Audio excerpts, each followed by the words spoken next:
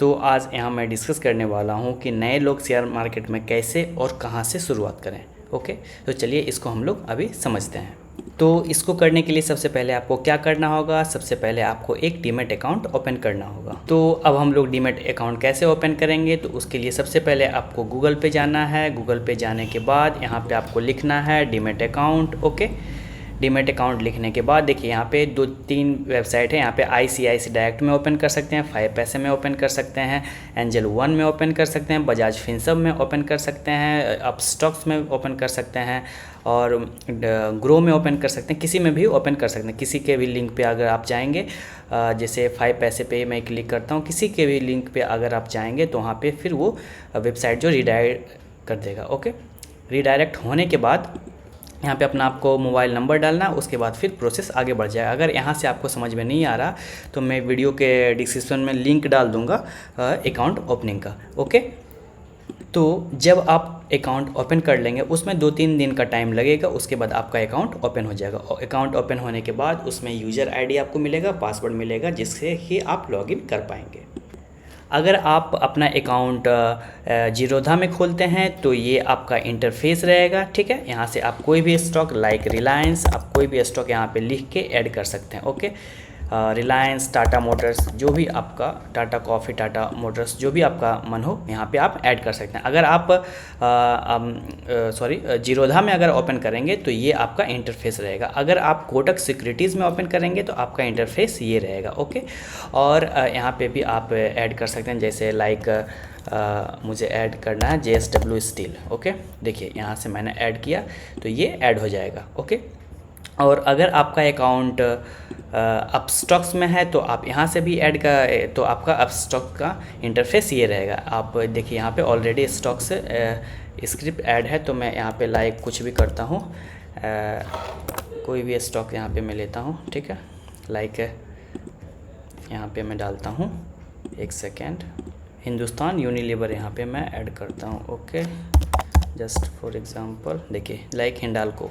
Okay, Hindalco मैंने यहाँ पे ऐड कर दिया। हिंदुस्तान यूनिलीवर अगर मुझे ऐड करना है तो यहाँ पे हिंदुस्तान यूनिलीवर ऐड कर देंगे। देखिए यहाँ हिंदुस्तान यूनिलीवर और हिंडाल्को ऐड हो चुका है। ओके, और अगर आप अपना अकाउंट एंजल ब्रोकरेज में खोलते हैं तो आपका इंटरफेस ये रहेगा। लाइक यहाँ से आप जैसे SBI ऐड है, यहाँ से कोई भी स्टॉक आप ऐड कर सकते हैं। ठीक है, यहाँ पे जैसे SBI ऐड है, यहाँ पे कोई भी स्टॉक आप यहाँ पे लिखेंगे, जैसे लाइक F कंज्यूमर देखता हूँ मैं। ठीक है, यहाँ पे देखिए F कंज्यूमर आ गया।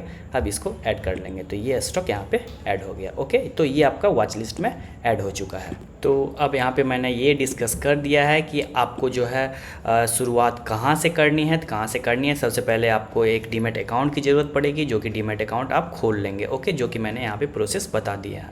अब आपको कैसे शुरुआत करनी है उसके बारे में हम लोग आगे बढ़ते हैं। ओके, समझते हैं। तो अगर आप यहाँ पे न्यू इन्वेस्टर या ट्रेडर हैं तो आप यहाँ पे इंट्राडे ट्रेड मत कीजिए। लाइक कोई भी यहाँ पे मैं इसे बाय करना चाह रहा हूँ, देखिए मेरे पास 2 ऑप्शन है, एक यहाँ पे इंट्राडे है, एक यहाँ लॉन्ग टर्म है। ये इंटरफेस जीरोधा का है। ओके, तो आप यहाँ पे इंट्राडे में ट्रेड मत लीजिए। इंट्राडे बहुत रिस्की होता है और वो प्रोफेशनल्स के लिए होता है। तो आप क्या कीजिए, लाइक अगर आप यहाँ पे देखिए, जैसे रिलायंस का मुझे चार्ट देखना है तो मैं यहाँ पे रिलायंस का या टाटा कॉफ़ी किसी का भी मैं यहाँ पे चार्ट देखता हूँ, और चार्ट देखने के बाद यहाँ पे मैं उसको एनालाइज करूँगा। ओके, देखिए यहाँ पे ये दोनों ब्रेकआउट हुआ। ब्रेकआउट होने के बाद जस्ट ए सेक, देखिए यहाँ पे जैसा कि मैंने रिलायंस की वीडियो में एक्सप्लेन किया था, यहाँ पे कंसोलिडेशन फेज चला। कंसोलिडेशन फेज चलने के बाद यहाँ पे ब्रेकआउट हुआ, और ब्रेकआउट होने के बाद देखिए यहाँ से फिर प्राइस जैसे यहाँ पे ब्रेकआउट हुआ तो 185 का प्राइस, अभी प्राइस है इसका करेंटली 256। ओके, तो आप यहाँ पे स्विंग ट्रेड कर सकते हैं। ओके, स्विंग ट्रेड कर सकते हैं। स्विंग देखिए ये तो चार्ट 1 मंथ का है, जो कि बहुत ज़्यादा ड्यूरेशन हो गया इसका।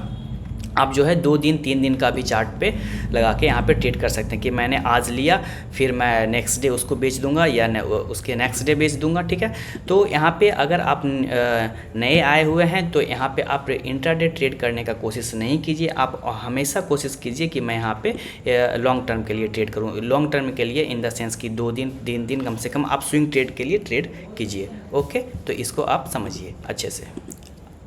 अब आप ये सोच रहे होंगे कि मुझे कौन सा स्टॉक सेलेक्ट करना है और उसको एनालिसिस कैसे करना है, उसके बाद फिर मुझे कितना दिन के लिए लेना है। तो इसको समझने के लिए मैं यहाँ पे देखिए, यहाँ पे गूगल में चलते हैं, यहाँ पे जाके सबसे पहले यहाँ पे लिखते हैं एक चार्टिंग वेबसाइट। ओके, चार्टिंग यहाँ पे मैंने लिखा, चार्टिंग लिखने के बाद इंटर किया। देखिए यहाँ पे चार्टिंग का वेबसाइट खुल गया। यहाँ पे चार्टिंग पे क्लिक करके इसको ओपन करना है। ओपन करने के बाद आप देखिए यहाँ पे एक ऑप्शन है create scan. Okay, create scan पे मुझे क्लिक करना है। क्रिएट स्कैन पे क्लिक करने के बाद अब मुझे यहाँ मुझे लग रहा कि कोई स्टॉक जो 5% से एवं बढ़ चुका है, नेक्स्ट डे भी कम से कम 2-3% का मूवमेंट होगा। तो यहाँ पे मुझे स्कैनर में क्या करना है, ये प्लस आइकन पे क्लिक करना है। यहाँ पे करना है मुझे लेटेस्ट यहाँ पे 5 ग्रेटर एक परसेंटेज क्या होना चाहिए, जो परसेंटेज कितना बड़ा हुआ रहना चाहिए 5%। ओके, तो यहाँ पे करना है परसेंटेज चेंज, उसके बाद यहाँ पे करना है ग्रेटर देन, उसके बाद यहाँ नंबर 20 डाला है तो मुझे क्या करना है 5 करना है, क्योंकि मुझे 5% से ग्रेटर चाहिए। ठीक है, तो यहाँ पे और टाइम फ्रेम क्या है डेली, यहाँ पे डेली है। ओके, अब इससे रन कर देना है। रन करने के बाद देखिए ये स्टॉक मेरे सामने आ चुका है जो कि 5% से एवं बढ़ा है। ठीक है, देखिए तो जो भी स्टॉक 5% से अब बढ़ा है, अगर पॉसिबिलिटी उसकी है कि नेक्स्ट डे भी वो 1-2% मूव करेगा, तो मुझे उस दिन के डे के क्लोज पे मुझे इंटर कर जाना है और नेक्स्ट डे जो है मुझे उसमें अपना प्रॉफिट बुक करके निकल जाना है। ठीक है, लाइक यहाँ पे कोई भी स्टॉक हम लोग देखते हैं, यहाँ पे कोई भी स्टॉक देखते हैं। ओके, तो इसको समझने के लिए सबसे पहले हम लोग को यहाँ पे डेली पे जाकर 1 डे एगो पे क्लिक करना होगा। उसके बाद हम लोग रन स्कैन करेंगे। यहाँ पे आप लोग को पूरा अच्छे से क्लियर नहीं हो रहा होगा चीज़, इसका रीज़न ये है कि क्योंकि आप लोग नए ट्रेडर हैं। अगर यहाँ पे कोई ट्रेड कर रहे हैं तो उनको ये सारी चीज़ें पता होंगी। ओके, फिर भी मैं यहाँ पे एक्सप्लेन कर रहा हूँ। तो देखिए अब यहाँ पे हम लोग कोई भी स्टॉक यहाँ पे देख लेते हैं। यहाँ पे जैसे हम लोग ATL को ले रहे हैं। ठीक है, ATL ऑल कार्गो टर्मिनल्स को यहाँ पे लाइक कोई भी रेंडमली सेलेक्ट कर लिया यहाँ पे ATL। अब ATL को देखते हैं कि यहाँ पे क्या हुआ नेक्स्ट डे ATL में मूवमेंट। यहाँ पे आप जाते हैं लाइक यहाँ पे ATL यहाँ पे मैंने सेलेक्ट करके रखा है। ओके, अब देखिए ATL में हम लोग यहाँ पे एक सेकेंड, सॉरी जस्ट ए सेक, यहाँ पे ओके जस्ट ए सेक, देखिए यहाँ पे ATL हमने सेलेक्ट करके रखा था। देखिए प्रीवियस डे 5 अक्टूबर को ATL में क्या मूवमेंट हुआ, यहाँ पे आप देखिएगा। यहाँ पे देखिएगा इस जो कर्सर है इस लाइन यहाँ पे देखिएगा, यहाँ पे देखिए कितना परसेंट है 6.01% बढ़ा है। ठीक है, और हम लोग का क्या था कि जो स्टॉक 5% से ऊपर भागा है उसको नेक्स्ट डे भी हम लोग बाय करेंगे। ठीक है, तो अगर हम लोग नेक्स्ट डे बाय करते तो बाय हम लोग यहाँ पे करते, इस दिन भी 7% का यहाँ पे नेक्स्ट डे वो ATL बढ़ गया। ठीक है, तो हम लोग 2-3% लेके इंट्राडे में निकल सकते हैं, या फिर इस दिन भी अगर हम लोग यहाँ पे क्लोज पे ले लेते हैं तो फिर यहाँ पे हम लोग 2-3% स्विंग ट्रेडिंग में लेके निकल सकते हैं। तो अगर आप नए ट्रेडर हैं तो स्विंग ट्रेडिंग ट्राई कीजिए, इंट्राडे में कभी भी आप नए अगर हैं तो उसमें इन्वॉल्व मत होइए। ठीक है, अब जैसे हम लोग नेक्स्ट स्टॉक सेलेक्ट करते हैं, कोई भी स्टॉक जैसे माइंडटेक ही है। ठीक है, अब माइंडटेक पे चल के देखते हैं कि क्या हुआ।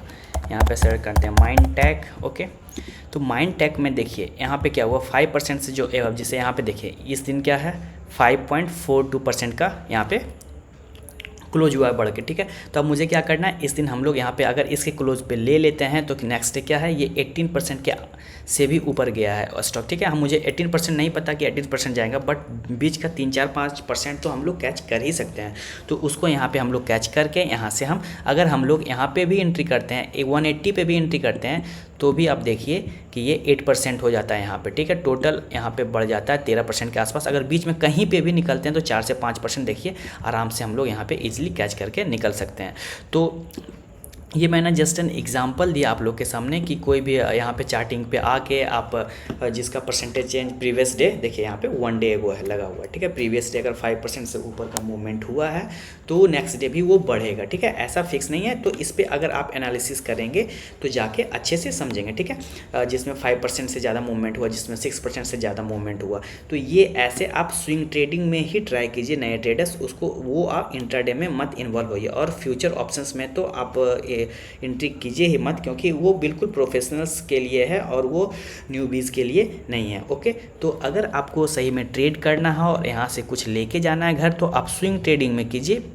आप आज से कुछ लगाइए और 1 दिन 2 दिन 3 दिन में अगर वो बढ़ जाता है तो आप वहाँ पे अपना प्रॉफिट बुक करके निकल जाइए। ओके, तो नए ट्रेडर के लिए सबसे पहले आपको डीमैट अकाउंट ओपन करना होगा। उसके बाद जिसमें भी आप ओपन कर सकते हैं, जैसे यहाँ पे अप स्टॉक्स है, क्या कहते हैं कोटक है, एंजल वन है, जीरोधा है। ठीक है, किसी में भी आप ओपन कर लीजिए। ओपन करने 2-3 दिन टाइम लगेगा ओपन होने में, और ओपन होने के बाद फिर आप यहाँ पर ट्रेड कर पाएंगे। और कोशिश कीजिए कि मैं ट्रेड नहीं करूँ इंट्राडे इंट्राडे ट्रेड करने का मतलब है कि एक दिन में ही खरीदना बेचना आपको मैंडेटरी है। ओके, स्विंग ट्रेडिंग में क्या है कि आप उसको 2 दिन भी होल्ड कर रख सकते हैं। अगर आपका प्राइस नीचे आ गया, अगर आपने किसी भी शेयर को, जैसे यहाँ पे टाटा कॉफ़ी का प्राइस 256 है, तो 256 में अगर आप बाय किए हैं, अगर उसका प्राइस 254 252 हो जाता है, तो आप उसको 2 4 10 दिन 20 दिन 1 महीना 2 महीना इसको होल्ड कर सकते हैं। ठीक है, और जैसे ही यहाँ पे 256 के एबव जाता है, 260 270 275, तो कहीं पे भी आप एग्जिट कर सकते हैं। इसमें क्या होगा कि आप आराम से जो है प्रॉफिट बुक कर सकते हैं। लेकिन इंट्राडे में क्या होता है कि एक दिन के अंदर में ही आपको